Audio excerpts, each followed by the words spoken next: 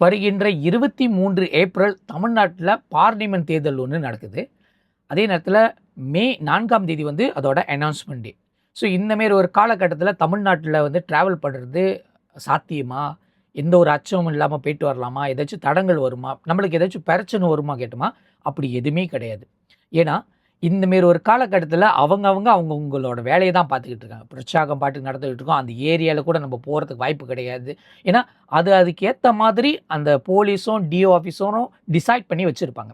பொதுமக்கள் போகிற main road, highways இதெல்லாம் வந்து எந்த ஒரு தொந்தரவும் இருக்காது. ஹைவேஸில் இருக்கிற சாப்பாடு கடை, தங்குற இடம் இதுக்கு எதுக்குமே தொந்தரவு கிடையாது.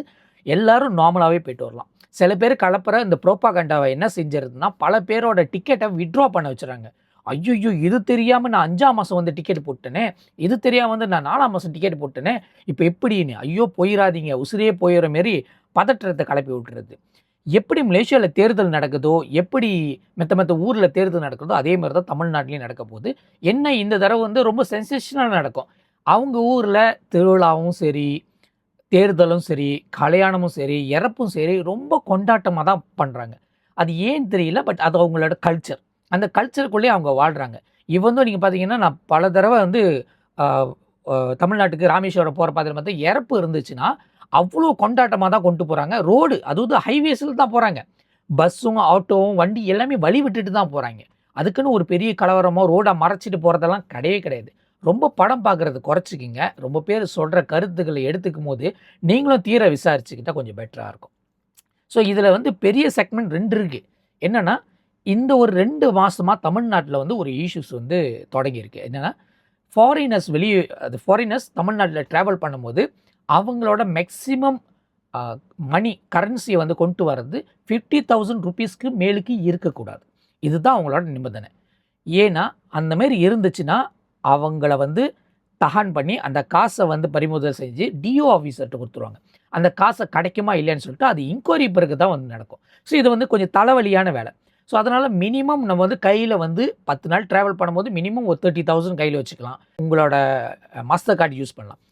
இன்கேஸ் உங்களுக்கு வந்து டெபிட் கார்டு மட்டும் தான் இருக்குன்னா நீங்கள் வாய்ஸ் என்ற ஒரு கார்டை வந்து டவுன்லோட் பண்ணிக்கலாம். அதில் அந்த ஆப்ஸில் வந்து நீங்கள் காசு போட்டுச்சுன்னா அது ஒரு டெபிட் கார்டு மாரி யூஸ் பண்ணலாம். ஆனால் நம்ம மலேசியாவில் இருக்கிற எல்லா டெபிட்ஸ் கார்டோட அதோட அக்சஸ் வந்து எல்லா ஊர்லேயும் இருக்குது. நீங்கள் அக்சஸ் திறந்து வச்சுக்க வேண்டியதான். ரொம்ப ஈஸியான வேலை தான்.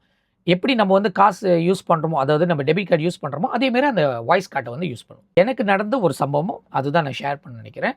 நான் ட்ராவல் பண்ணிக்கிட்டு இருக்கும்போது நம்மளோட காடி வந்து எல்லோ பிளேட்னா கண்டிப்பாக நிப்பாட்டுவாங்க. ஏன்னா அது வந்து ட்ராவல் அதாவது ஃபாரினர் யூஸ் பண்ணுறது தான் ட்ராவலுக்கு உண்டானது. அது வந்து எந்த ஸ்டேட் போலீஸ்காரங்க கூட நிப்பாட்டுவாங்க. நிப்பாட்டி உங்களோட பர்ஸ், வாலெட், பேக்கை வந்து திறந்து செக் பண்ணாங்க. எதுக்கு செக் பண்ணாங்கன்னா நம்ம வந்து 50,000 ருபீஸ்க்கு மேலுக்கு கொண்டு வரக்கூடாது. அதுக்காக செக்கிங். இந்த செக்கிங் வந்து முழுமையாக வீடியோஸ் வேறு ஒருத்தர் எடுத்துருக்காரு. ஒரு வீடியோகிராஃபர் இருப்பார், வீடியோ எடுத்துக்கிட்டு இருக்காரு. அப்போ இது அவர்கிட்ட விசாரிக்கும் போது அப்போ தெரிஞ்சு ஓகே இந்தமாரி செக் பண்ணுவாங்க. ஏன்னா தேர்தல் காலகட்டத்தில் பெரிய அமௌண்ட் வந்து ட்ரான்ஸ்ஃபர் பண்ணி வேறு ஊரில் கொடுக்குறது. சென்னையிலேருந்து கன்னியாகுமரி, சென்னையிலேருந்து ராமேஸ்வரம், சென்னையிலேருந்து பழனிக்கு இப்படி போயிட்டு அங்கே இருக்கிற ஏஜென்ட்கிட்ட டிஸ்ட்ரிபியூட் பண்ணுறது. இது ஏன் எங்ககிட்ட செக் பண்ணுறீங்க? நாங்களே எப்படி வந்தாலும் தமிழ்நாட்டுக்கு வந்து 1,00,000 வழி கொண்டு வர்றது உண்மை. ஏன்னா நம்ம வந்து என்ன செலவு பண்ணுவோம், எதுக்கு வாங்குவோம், என்னென்ன வாங்குவோம் நம்மளுக்கு தெரியாது. 1,00,000 வழி கொண்டு வந்தால் நீங்கள் எப்படி எங்களுக்கு தடுக்குவீங்க அப்படி கேட்டால் அவங்க என்ன சொல்கிறாங்கன்னா நான் கண்டிப்பாக வந்து தகான் பண்ணுவோம். அதாவது நிறுத்தி வைப்போம். ஏன்னா அவ்வளோ தூரத்துக்கு அமௌண்ட் கொண்டு வரக்கூடாது.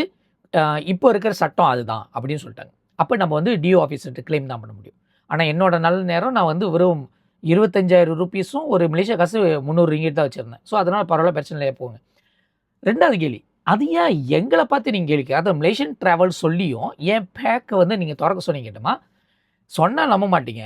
நம்ம ஊர் மக்கள் தான் வந்து ஐயோ நம்ம ஊர் மக்களுக்காக நம்ம உதவி செய்யணும், அவன் கஷ்டப்பட்டால் நம்ம கை கொடுத்து தூக்கி விடணும் அப்படி கேட்டுமா பல மக்கள் நம்ம ஊர் மக்கள் அந்த ஊரில் வந்து மணி ட்ரான்ஸ்ஃபர் பண்ணிக்கிட்டு இருக்காங்க.